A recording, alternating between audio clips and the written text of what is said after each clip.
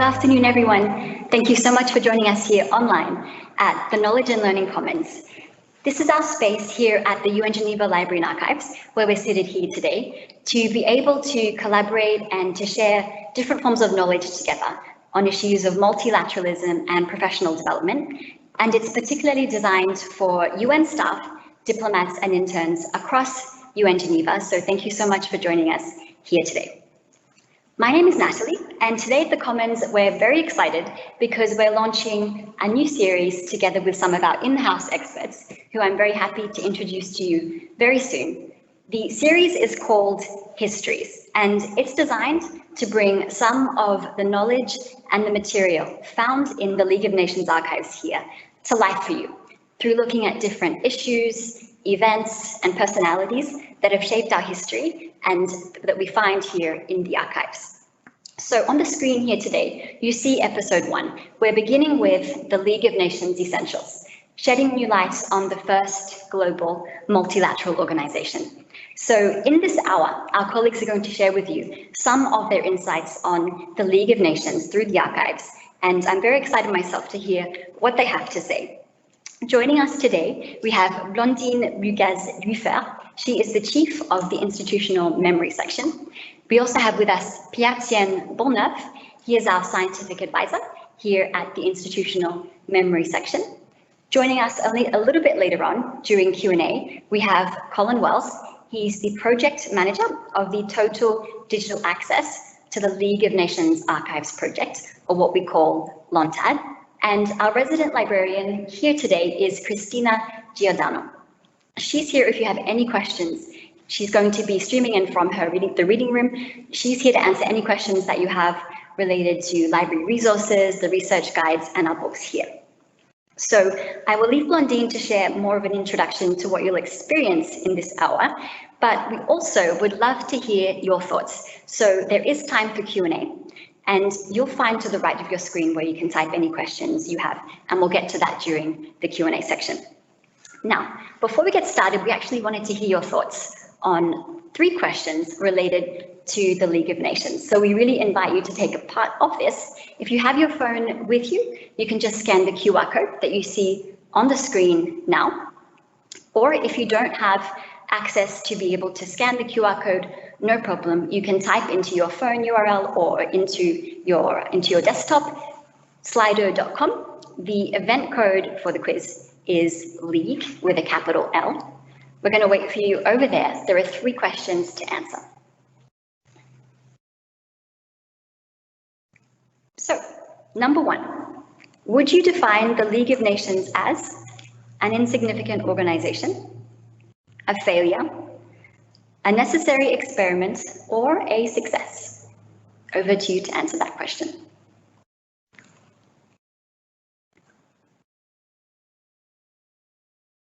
Be interested to hear the results of that one. Which one of these topics was not covered by the League of Nations? This is question 2. You see a number of responses there. There's actually only one that was not covered by the League. Was it protection of refugees, fighting against drug trafficking, road signals, human trafficking, limiting the hours of work, the protection of workers, health, fighting the spread of false news, economic and financial cooperation, or disarmament? I'd also love to know the answer to that one because they all seem very relevant. And number 3, for any LONTAD fans out there, when will all of the 15 million documents of the archives of the League of Nations be digitized? Is it never? 2022, 2025, or 2029? We'll give you a little bit of time to answer those 3 questions.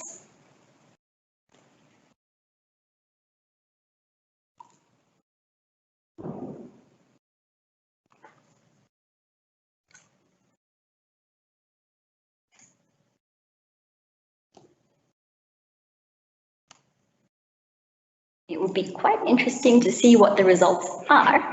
So let's take a look. When will all, looking at question, let's start with question 3 there. When will all of, no, let's go over to question 1. Would you define the League of Nations as a necessary experiment? The majority of our answers are yes, so that's good to know. Good to know. Xian seems happy there. A few more answers coming in there, but the majority are saying it's a necessary experiment. So over to our answers for question 2. One of these topics was not covered by the League of Nations. The majority of people think it's fighting the spread of false news. I had thought maybe that would have been one of them as well, or fighting against drug trafficking being the second most chosen answer, together with drafting history textbooks for children.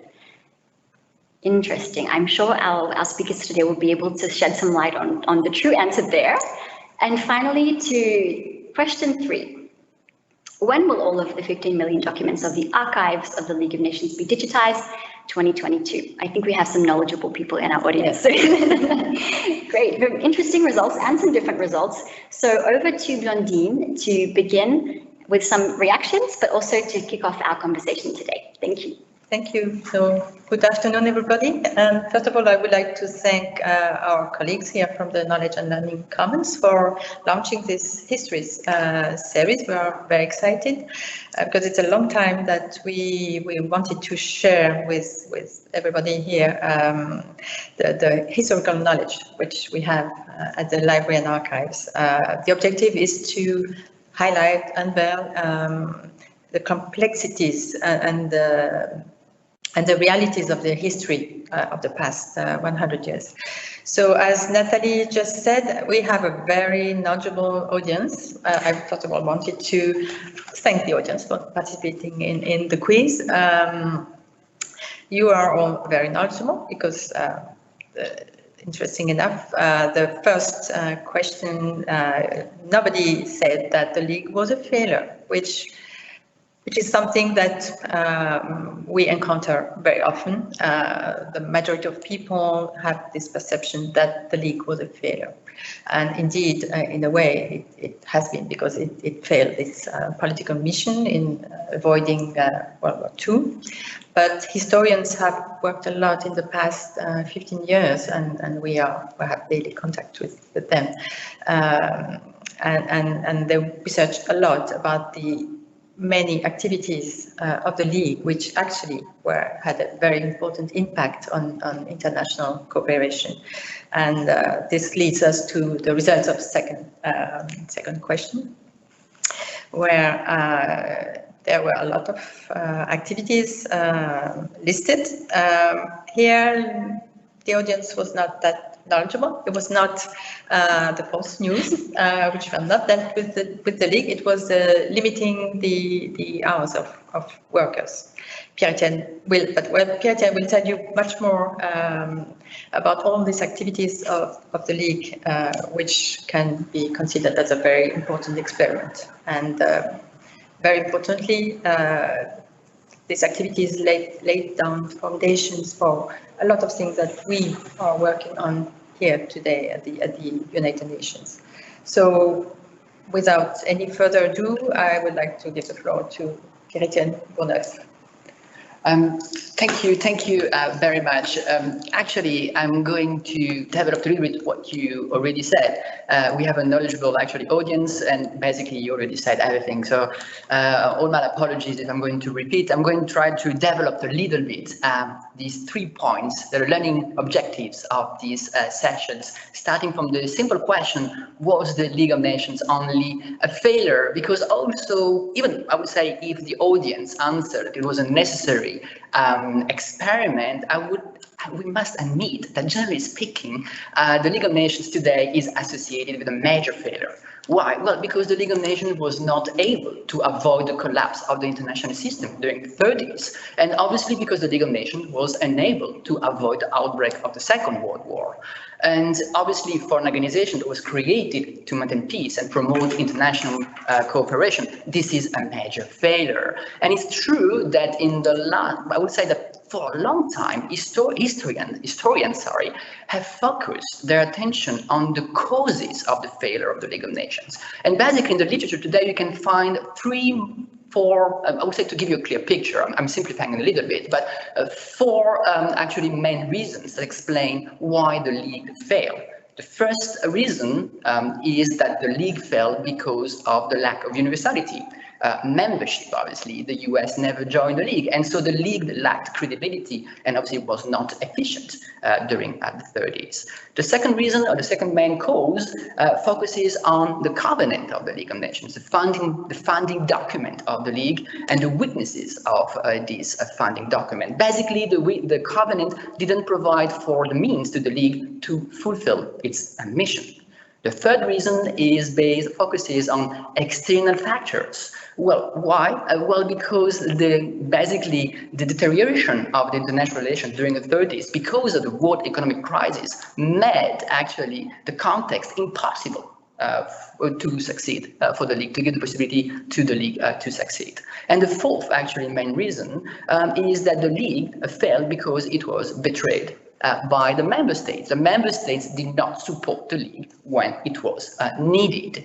And so I would say that this debate about the causes of the failure of the League monopolized a little bit the historiography for a long time. But in the last decades, we have seen an evolution of the historiography of the League of Nations. I would say that new historians or new researchers are developed a more nuanced approach to the history of the League of Nations, history that stresses the complexity of the history of the League of Nations. There was also a rediscovery of the archives of the League of Nations, and I think we're going to have time to talk about it because it's a very important point. And also today, I would say that the historiography focuses on the innovations that were brought by the League of Nations. And this innovation can be seen at two levels: political level and technical level. At the political level, even if, as Blandine said, the League of Nations was certainly a failure, the League of Nations was also the first attempt to create a collective security system. And as a matter of fact, we found in the archives the origin of the term collective security was adopted, as was coined during the League of Nations, during a conference actually of the League of Nations. It was actually coined by Edward Beneš, the Czechoslovakian Ministry of Foreign Affairs. And also the League of Nations established new procedures for the peaceful past settlement of international disputes, and major successes also were achieved by the League of Nations in that field. For instance, the Åland Islands settlement in 1920, the Greek-Bulgarian crisis, for instance, in 1925, or the Leticia dispute between Peru and Colombia in 1934. The League of Nations was also the first international organization that directly administered a territory that was the Saarland, the region of the Saar, between 1920 and 1935. And just a quick anecdote. We tend to associate today the peacekeeping operations with the UN, obviously, but the first actually international force that was deployed under the auspices of an international organization, that was at the time of the League of Nations, and that time for the Saarland plebiscite in 1935, where almost 2,000 military were deployed on the ground to guarantee the security of the votation. So actually, the history of the League of Nations is full of these episodes that are extremely fascinating to study. Another episode, we have a picture here, is the evacuation of the Spanish artworks in 1939. It's not a very well-known episode, but for those of you who don't know this episode, it's pretty normal. But all the artworks of the museums of Madrid were evacuated in 1939 and were brought from Spain and were brought here in Geneva at the Palais Nation to protect them from the devastation of the war. And for those of you who are familiar with the Palais Nation, you will recognize door 15 today. And to my knowledge, this is actually the first international initiative that was launched to protect artwork in times of war. This is a major innovation that was launched in collaboration with the League of Nations. Regarding the technical activities, well, it's surprising when you look at the organigram of the League of Nations, the range of activities of the League of Nations, starting from intellectual cooperation, disarmament, economic and financial cooperation, communication and transit, mandates, suppression of dangerous drugs, social and humanitarian issues, protection of refugees, and also the League established a commission for the codification of international law. And the first president of that commission was Öke Hammarskjöld. I'm very sorry for my pronunciation, but it was the brother of the second Secretary General of the United Nations, Dag Hammarskjöld. And on the slides, we'll see also that we put the Permanent Court of International Justice, that was an independent entity from the League, that was established by the League. And it played a very important role for the development of international law. So, I already give you some hints about innovations and key achievements of the League of Nations. Regarding the innovation, let me focus or highlight just the major innovations of the League of Nations. It's a paradox, but there are sometimes the innovations are forgotten today, this legacy of the League of Nations. The first, I will say the most important, is that the League certainly contributed to the institutionalization of multilateralism. Probably the two most complicated words to put in the same sentence. I'm really sorry to pronounce that. Why? Well, because the League of Nations actually was the first attempt to develop a global system of cooperation based on new principles and based on regular meetings. Basically, today it's normal to see, member states of the UN meeting in the same room on equal footing in terms of vote, in terms of time of speech. At the time of the League of Nations, this was maybe not revolutionary, but that was a great innovation, giving the possibility to all the member states to talk freely to any international questions. That was certainly a very important innovation. The League also brought new practices, open diplomacy. When I'm talking about open diplomacy, I'm not talking about only the registration of treaty. That was a major innovation brought by the Covenant of the League of Nations. But I'm also talking about the possibility for the public and the journalists to attend meetings of the League of Nations to guarantee the transparency of the international relations. The League of Nations also open new fields of international cooperation. You'll be surprised to see, well, we're talking about false news. Well, actually, I'm sorry to say, but in 1931, the Council of the League adopted a resolution against false news that were considered dangerous for international security. Also, the League of Nations tried to launch an initiative to write common history textbooks. That is still today extremely innovative. The League of Nations also gave the possibility for the development of international networks. Why? Well, because many experts came here in Geneva to develop new international rules for the regulation of the international system and the rationalization of the international system. The League of Nations gave also a new platform for the civil society. We call today the civil society, at that time, the private associations that could come here in Geneva and make, in some cases, not always, but in some cases, their voice heard. Last point, in terms of innovation, very important. Well, the League of Nations certainly is a very important step in the history, the evolution of the international organizations. The first international secretariat was established under the League of Nations. It means that the staff of the League, for the first time, didn't serve a specific government, but served all the governments of the member states.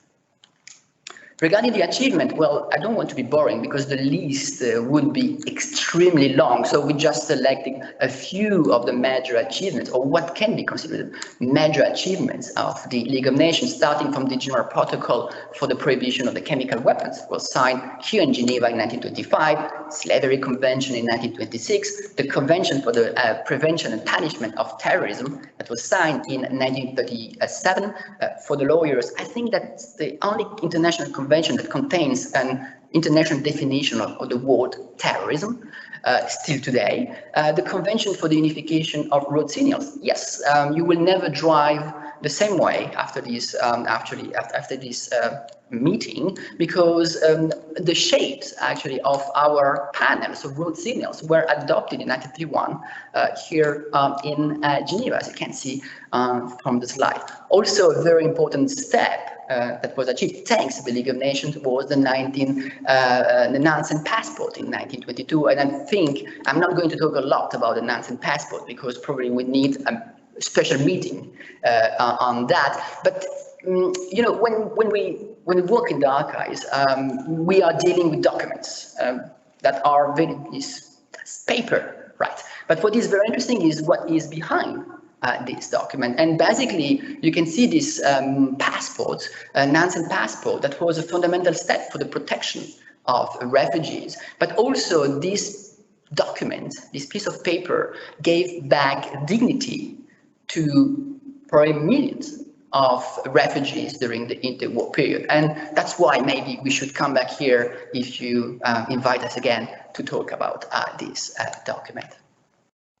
Also, the cooperation in what was called that and public health with the Health Organization of the League of Nations has a very important echo today, I would say. The Health Organization of the League followed basically 3 lines in terms of work, in terms of activity: the technical assistance to governments with exchange of information, publication of reports, training programs, exchanges, or also programs and investigations to fight specific diseases like malaria, smallpox. But you will be surprised to see that on the list there was also cancer.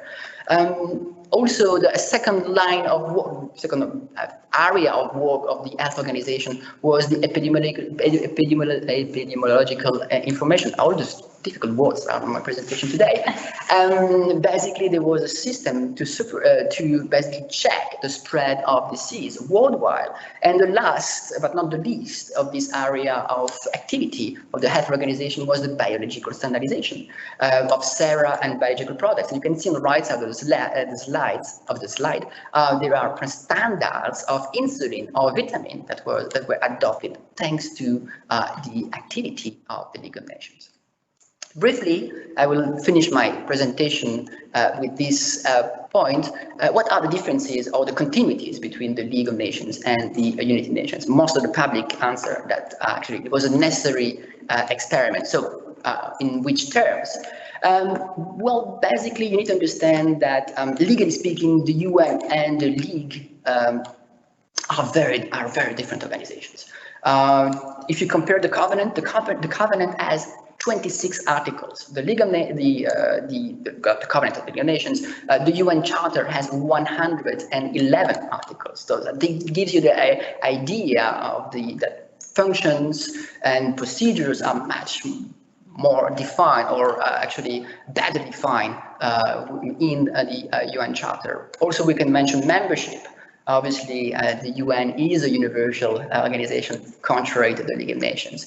There are also some points that are very important, very relevant in terms of decision-making process, for instance, or the type of decisions that could be adopted by the League of Nations were always non-binding. And at the time of the League of Nations, the rule in terms of decision-making was the unanimity rule. It means that basically every member had a right of veto at that time. And a major difference between the Covenant and the Charter certainly is that war was not forbidden by the Covenant of the League of Nations. But, when we're comparing these two organizations, I would say that it's pretty useless just to compare the Covenant and the League, because what is the most important element that we should take in consideration is us. And I took here, just to give you an idea, the perspective of these organizations, the perception of these organizations. The League completely change our perception of how the international organization, international system should be organized. And if you look on the right side of the picture of the slide, there is a flag of the UN. We know that flag. You know that the League was never allowed to adopt a flag of an emblem. Why? Well, because member states didn't want that the League didn't want to see the League adopting a symbol that would be too close to a state symbol, because the League was not supposed to be a supra-state organization. So this actually, maybe with this flag, we can see one of the major differences between these two organizations, but not the functioning of this organization, how we see the role of these two organizations. Regarding the continuities, as Blondine said a few minutes ago, there are many continuities between the two organizations. Well, they have the same mission, maintaining peace, and certainly promoting international cooperation. What is a little known, and it's fascinating, is that some functions of the League of Nations was actually transferred to the UN in 1956, and staff also of the League worked started to work in 1956 with 1945, 1956 for the United Nations. The two organizations share also similarities in terms of organigram. You have an assembly, you have a council. Trusteeship council is certainly a legacy of the League of Nations. The ECOSOC that is presented in the textbooks today as a major innovation of the UN, well, was strongly actually influenced by the Bruce reform that was adopted in 1939 by the League of Nations. And then there are also direct and indirect continuities in the field of technical activities, obviously. For instance, we can say today, and I hope I will not going to offend anyone if I say that WHO and UNESCO, for instance, are direct actually directly linked to the experience of the League of Nations. And on the right side, you have actually a picture. You can see Einstein. That's the second man from the right. That was a member of a committee to promote intellectual cooperation that was created in the 20s by the UN, and that paved the way for the creation of UNESCO. I don't want to talk too much, so I will stop here. Obviously, I'm going to open the debate. I hope you have many questions. So before we open the floor to questions, I will talk to you about legacies of the League. You've heard from Pierre-Etienne about substantive legacies. There were also some very concrete legacies, which were formally transferred to the UN by the last Assembly of the League in 1946. The first one was the very building where we are working daily, the Palais des Nations. Second one was the library, which we are sitting today. And the third one was the archives. And this is, I will focus on the archives. So the League archives, as I just said, were transferred in 1946 to the UN. They represent 3 linear kilometers of documents. That's the way archivists, librarians count the documents they have. One shelf is 1 meter, basically. So we have 3 kilometers of documents, official documents, similar to the UN, what the UN official documents are. But the bulk of it is made of correspondence, conventions and treaties, photos, drawing, maps, and many other objects, even objects that we have in the archives. This is an another difficult word to say for a French.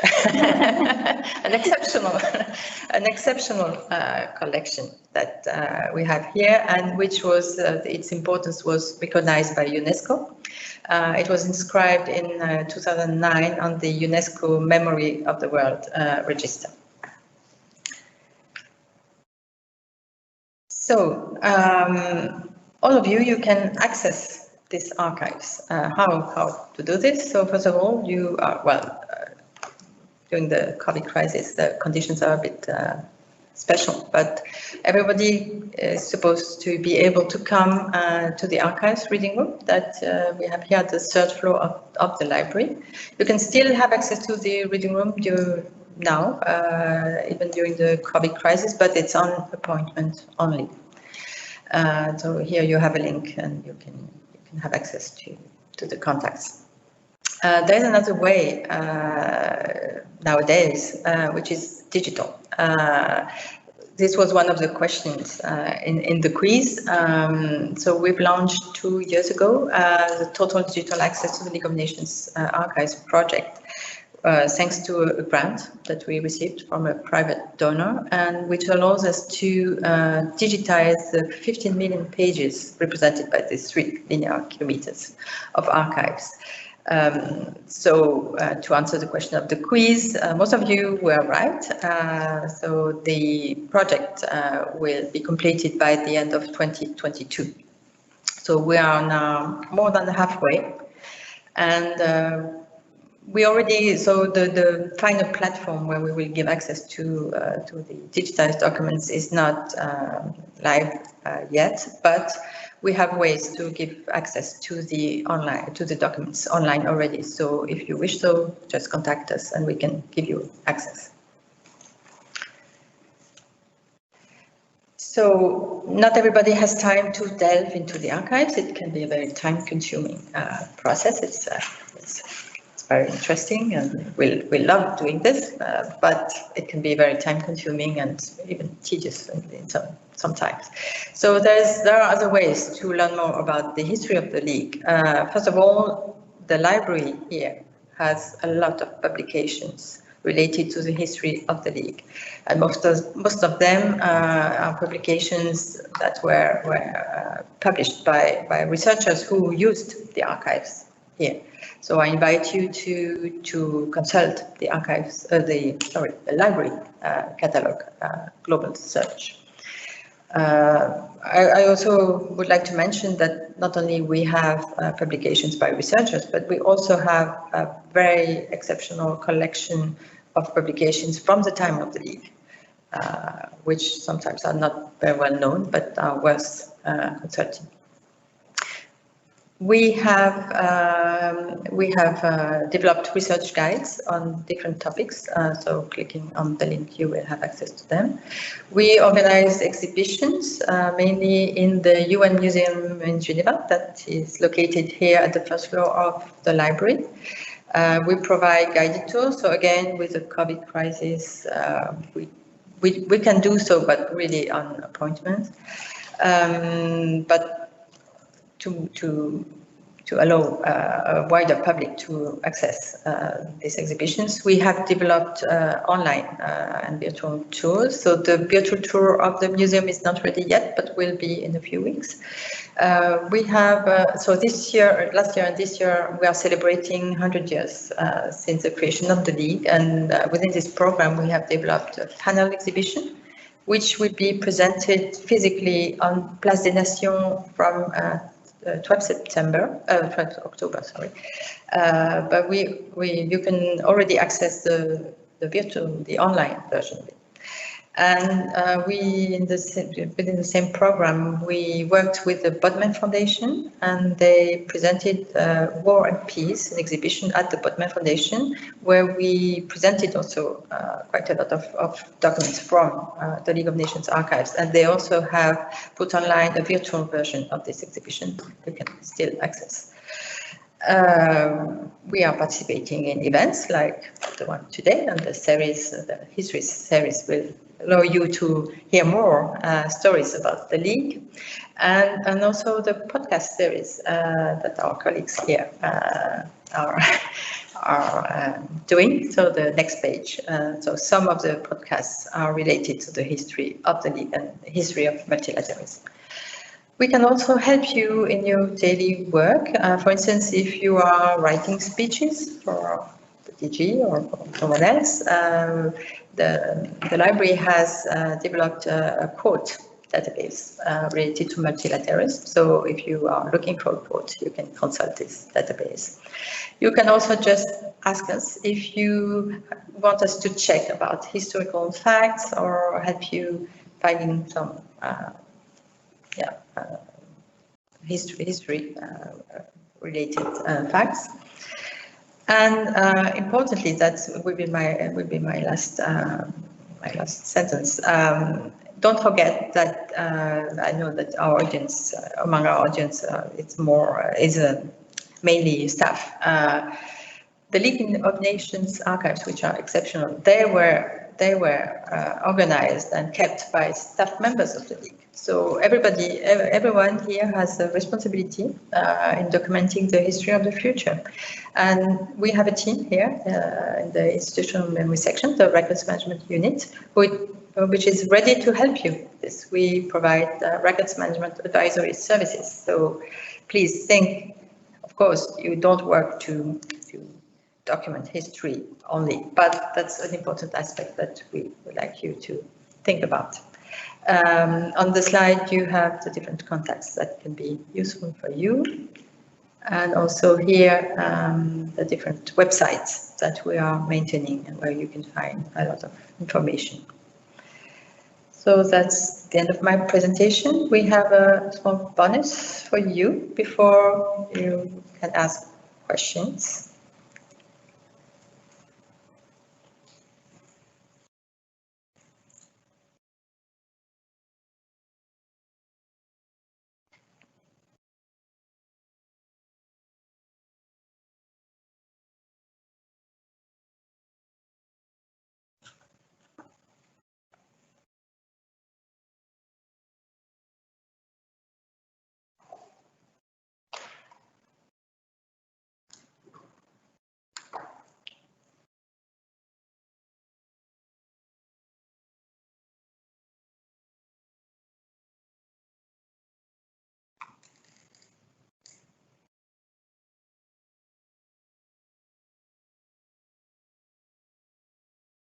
Fantastic. Thank you so much to Pierre-Etienne and Blondine for all of this knowledge that you've shared with us just now. It's just a taste. So the resources that Blondine mentioned, the websites, the Ask Librarian, Ask an Archivist, we'll make sure that the slides are on our website so that you can have the links right after the presentation. There have been a few people asking about that, as well as a recording of today's presentation. This will be made available as soon as possible on our website, the Commons website, which we'll show to you a bit later. So in the meantime, a lot of questions have come through, so thank you for sending these in. Let's start with the top here with Ursula. What can we learn from the League of Nations failure for today's UN? There are some similar risks today of countries perhaps betraying, in quotation marks, the organization, withdrawing support for multilateralism, denying tools and means to carry out the UN's mission. How can we do better and avoid another breakdown of international cooperation? Perhaps a question related to this idea of can we learn from our past? Over to you. Well, historians don't really like these lessons from the past. It's a very complicated question. I would say I told you about this renewed interest on the history of the League of Nations, and one of the most important reasons of this renewed interest is the change of the international system with actually the end of the Cold War. And if we look at the international system today, it's an international system that is much more volatile than 30 years ago. The Cold War was an exception, if you take into consideration the last 200 years of history, at least in Europe, was an exception. And this makes the history of the League even more interesting. I would not say to learn lessons or to have kind of to predict the future, but at least, as you said, to avoid to repeat the same mistakes the international community made during the interwar period. Just another point, you need to take into consideration that today we have the experience of the failure of the League, which is a major element that did not exist at the time when the League failed. And we know the potential consequences of major failure of the UN. So I'm more, I would say, I'm an optimist. Good. Thank you, Pierre-Etienne, for that. Next, our question is from Stefan. Thank you for sending this in. When you mention the failure of the League, it appears that it is actually the failure of states to honor their commitments rather than a failure of the League as an organization. Can you comment on this and the interplay between what the League did versus what it wasn't able to do, because the key decision-making was with the states rather than the League? Quite a question. Thank you. Thank you. Thank you very much. Yes, well, the League of Nations, as the UN, are intergovernmental organizations. It means that they are composed by governments. It means that actually they can be effective or not if states, member states, support them. So yes, when international organization fails, I would say the burden of this failure should be on the shoulders of the member states, not on the organization, certainly. I hope I replied to the question. This was actually comments that were made by the delegates at the last assembly of the League. I quoted that during the intro you've seen a quote from Lord Robert Cecil. They very much said that the tool was there. It was for the states to use it properly. Yeah, some good insights there. Thank you. Our next question coming in is, what are the factors that we can see today at the UN repeating itself from the League of Nations? Colin, you actually have already answered the question, but said that we maybe perhaps should detail it today in conversation. So maybe you have some thoughts there. Yeah, it's obviously a big question, and there's certainly a lot of lessons learned. I think Pierre-Etienne may be able to speak a little bit more intelligently, but for me, obviously, we see again the sort of a little bit of the breakdown of the multilateral sort of impetus and spirit, and we see countries, I think, turning in and becoming a little more nationalistic in some ways. And also, I think since the end of the Cold War, we now have a more sort of multifaceted political regime, which is much more similar to what existed during the time of the League than again, we saw for a long time during the Cold War. Again, I won't actually compare exactly the League of Nations to the UN. It will be a mistake. The context, it's totally different. As I was telling during my presentation, the way as we see the role of international organizations today is absolutely not the same than during the interwar period. But I do agree that today, and as during the interwar period, there were some global challenges that could not be faced in isolation, and some states actually decided to go alone. And this disrupted the international cooperation, and this also contributed to the collapse of the international system in the 30s. We need to understand that an international organization is a framework of cooperation. I repeat, if it works or not, it depends on the willingness or the will of the member states. Okay, great. We do have a few suggestions and support coming in also to do a session on the passports. So thank you for that feedback. That would be great to be able to share an episode on that with you. On to our next question. Colin has answered also, but perhaps it's something you would like to discuss together as well. Did the League of Nations include any kind of regional approach to issues, such as the UN's regional commissions? So my response is not in the same systematic and organizational way that the UN did, although I think, and again, Pierre-Etienne, if you have a different opinion, I think, again, this was one of the lessons that sort of came out of the League and some of the criticism of the League, which was that it wasn't really a universal organization. It was very Eurocentric. And some other areas, particularly Latin America, largely felt that the issues and concerns that they had weren't readily addressed by the League. And I think that the regional commission approach that the UN took was largely a way to address those shortcomings of the League. Yeah. I really like this question, and I totally agree with you, Colin, but because it gives me the possibility also to say that we're not the advocate of the League of Nations. The League of Nations was not a perfect organization. The League of Nations was an imperialistic organization, was the most important powers at that time were empires, France, Great Britain, and obviously there were many regions of the world that were under the rule of these powers. And it's true that, for instance, the states, countries of Latin America were members of the League, but it's true that they always felt a little bit excluded because the League was more a European organization, at least it was seen as a European organization, although, you know, Japan, Siam, Iran were members of the League. However, it's true that they had a very European or Western connotation, and that's also a source of criticism today. That is formulated against the League of Nations. I repeat, we are not the advocates. We are here to show that the League is actually fascinating, not because it was perfect, but also because the League committed many mistakes. And we can learn, certainly, and the UN developed on this experience, certainly. Really important distinction, thank you.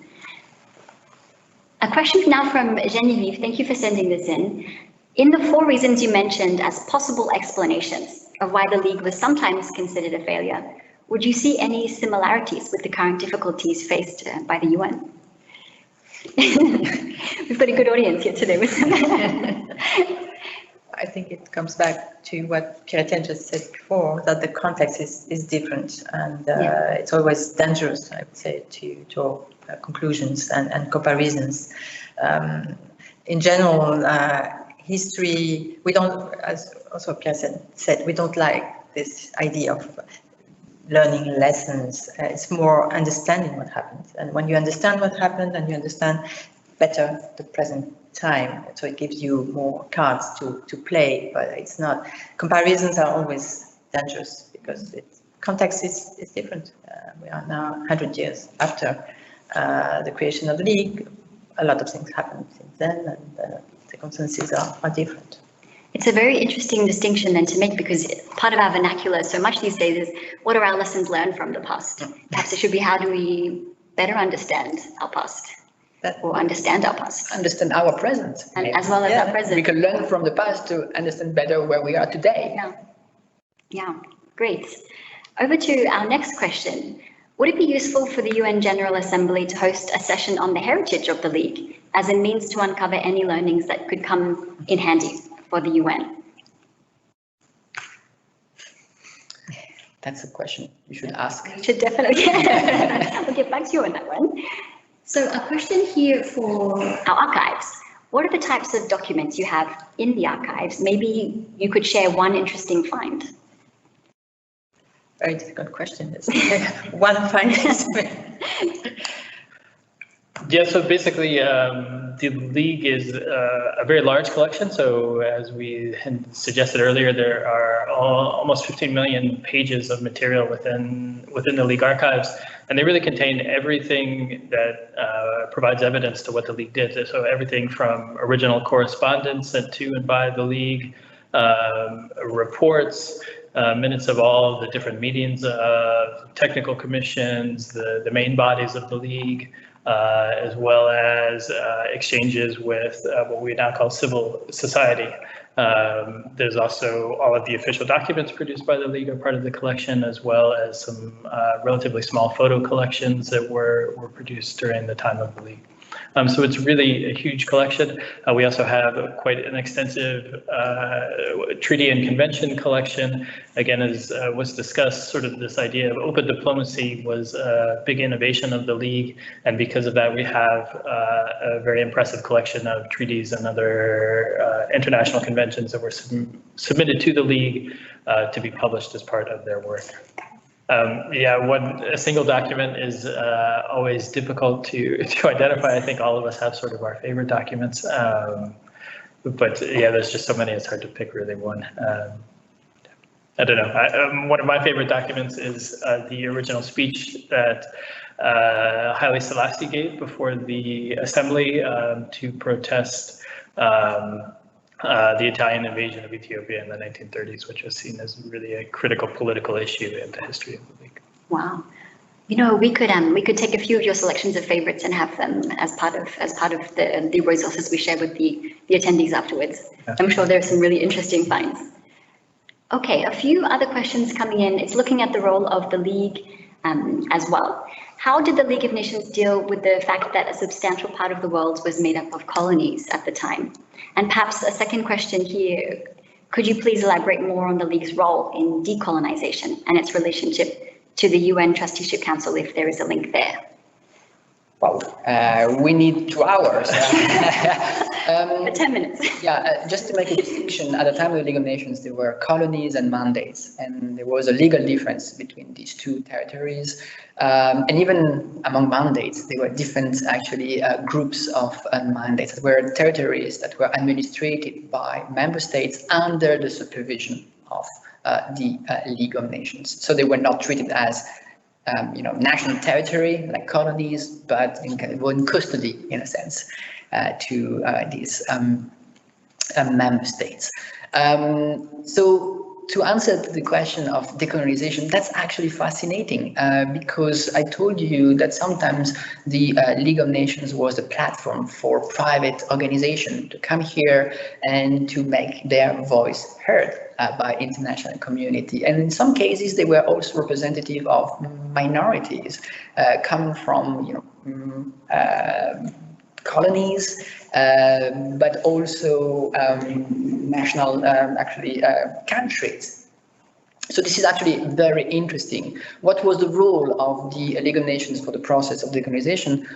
I might be wrong, but I will say none, zero, just because that was not the purpose of the League of Nations. And again, not because the League of Nations was a bad organization, but the League of Nations reflects the interests of the member states. And as the most important powers at that time were imperial power, they had no interest, obviously, to think about the decolonization process. And even the mandate system is generally considered a failure because it was supposed to help these territories under the supervision of these member states to become independent. And only one of these territories became independent.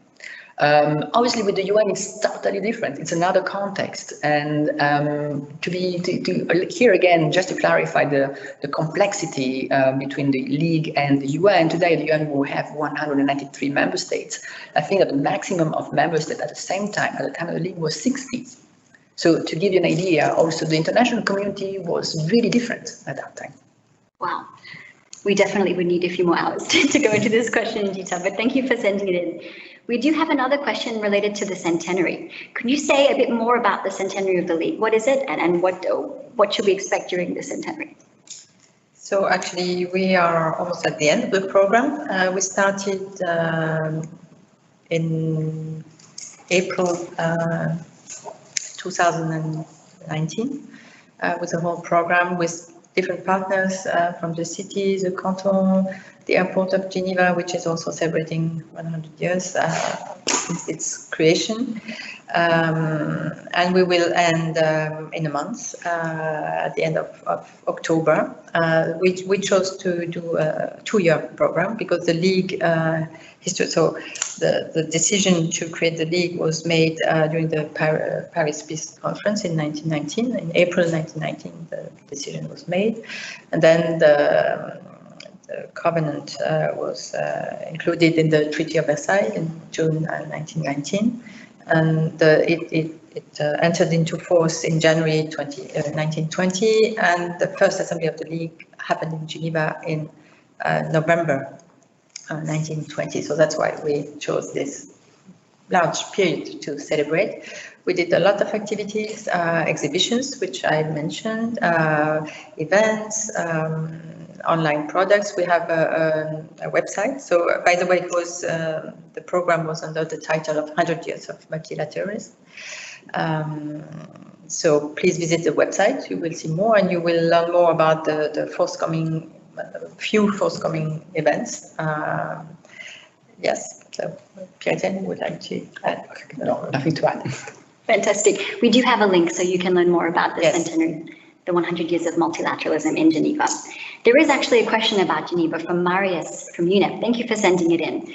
What was the influence of the League to Geneva City? I know that could also be quite an answer as well. And we do actually have an episode on the podcast about Geneva and multilateralism with Pierre-Etienne. We'll also link you to that one. You'll find it on our website. But maybe one of you would like to answer this question in brief. Okay. So you mean the influence of the League to Geneva? It's actually fascinating because in 1920, Geneva was a small city in the middle of nowhere. Now Geneva people will certainly complain, but that's how it was described by some journalists that came here in November 1920 for the first assembly. And Geneva actually was known for, I would say, a very long tradition of humanitarian tradition. With, for instance, ICRC was already located in Geneva before the establishment of the League of Nations and received the Nobel Peace Prize before the establishment of the League of Nations. Geneva was known as was not a capital. That was a city, yes, it was at the center of Europe, but that was not really relevant politically speaking. The League changed certainly this dimension. Geneva became, the name of Geneva, as we know, is now associated with many protocols, conventions, conferences. So certainly the name of Geneva became kind of international name thanks to the League of Nations. For the city, the city changed. Look at the rive droite of the city with the building of the Palais des Nations, what was called at that time the Hôtel National, so the Palais Wilson today. There is now today an internet. Basically, what I'm going to say is that what I want to say is that the League of Nations planted the seeds of the development of La Genève Internationale, International Geneva, and this area, international area of Geneva. So again, I think really here I will need 1 hour. I'm sorry, maybe my answer is not very systematic, but I hope I will have the opportunity maybe to elaborate on that. Yeah, we can elaborate in other sessions on these different topics. Absolutely, yes. Time. So thank you for these questions, which are inspiring. One point, that actually, that's not the League that influenced Geneva, but Geneva that influenced everyone that worked for the League. That's the bees. All of you that live in Geneva know the bees. It's very cold wind, and we find documents in the archives of delegates, journalists that complain of this terrible wind. It's so cold that no one can survive in the streets of Geneva. So everyone give thanks for this great sunny day today. Great. So we do have a few more questions and about 5 minutes left. Alex McCusker, he has joined us late, but has sent in a question. What is the difference between the League and other international processes such as the UPU, the Universal Postal Union, or the IPU? Maybe we can give a distinction there or a clarification. Thank you, Alex, for that question. Okay. I defer to you again. Well, the IPU was established before the League of Nations. The IPU was established in the 19th century. It's, legally speaking, a very different organization. IPU is a specialized organization. The League of Nations was actually a global organization. It was the first global organization with such an extended mandate or mission. So this is the first element. What is actually, if I'm not wrong, there is a similarity between the UPU, and the League of Nations. That was the financing the budget. At the beginning, if I'm not wrong, the model that was used for the budget to finance basically the budget through the contribution of the member states was copy-pasted from the UPU. And it was abandoned very, very, very quickly, apparently, because there were some protests. And you need to understand that the first years of the League of Nations were extremely difficult. Many states didn't pay their contributions for several years. So the budget issues were extremely sensitive at that time. However, to give you a very quick answer, I would say that the mandate is different, but also the legal structure of UPU, and the League was different. Fascinating, thank you. Now we will end with a question from Marco, and so we can learn a little bit more about the digitization of the archives. That would be fantastic. So the question is, if and how one can access the documents already digitized, and also a different question, could you say a bit more about the first peacekeeping operation carried out under the auspices of the League? So perhaps we'll head to Colin first to talk more about Lontad, and then to Pierre-Etienne to mention a bit more about peacekeeping operations.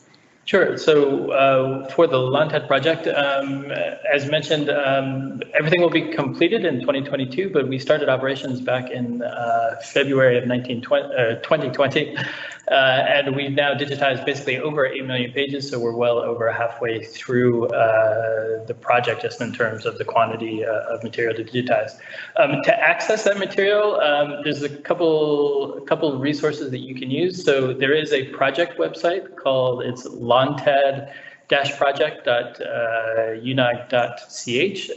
So there you can find out some more information generally about the project. And there's also just a selection of documents from the political section that are available there. However, due to the COVID confinement, we have decided to actually open up, before we're finished, a platform for the rest of the material. However, it's because we weren't quite ready to do that, and we did it really in response to COVID. We would ask that you go to the Ask an Archivist page and just submit a request to get access to that system. And then you will have access to the majority of what's already been digitized. And then we are hoping to make, again, everything available probably starting mid next year. We are in the process of actually getting a new, what we call an archives management system, where we'll really have all of the material available online. The other resource I would mention is the archives catalog. This is where we store all of what we call the descriptive metadata. So if you want to find out what data exists or what files exist, you can already search all of this information, and this gets updated very regularly, essentially daily, as we go through the collection and are doing the description and indexing of the collection. Amazing, thanks, Colin. There's a whole team working behind the scenes here in the library to get all of these documents digitized. So please go check out the links, and we'll make sure to have them to you also after the presentation. Peacekeeping. Well, probably political scientists could kill me for using this term, but I'm playing with the historian team today, so I feel comfortable.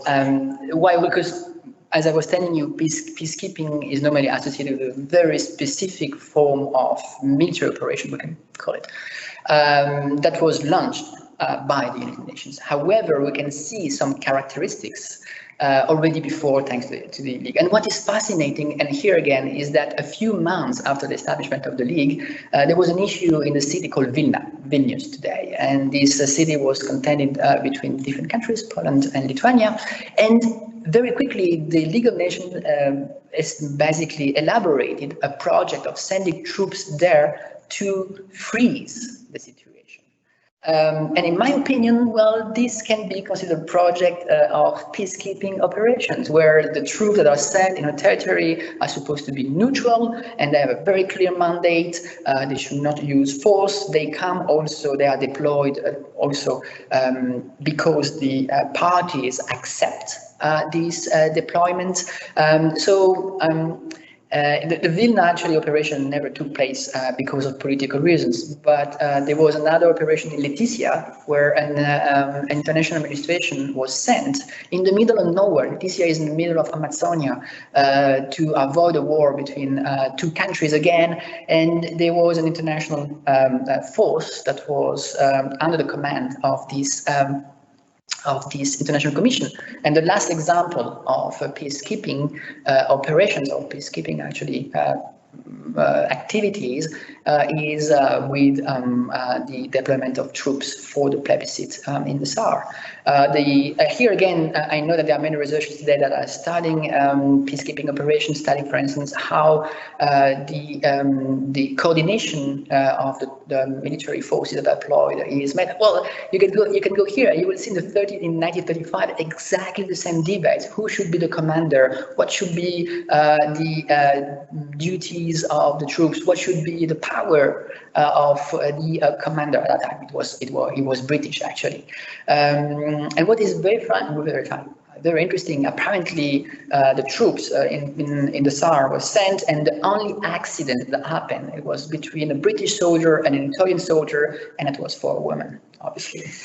Apparently that was actually the only accident that was registered for this operation that took place in 1935, 1936.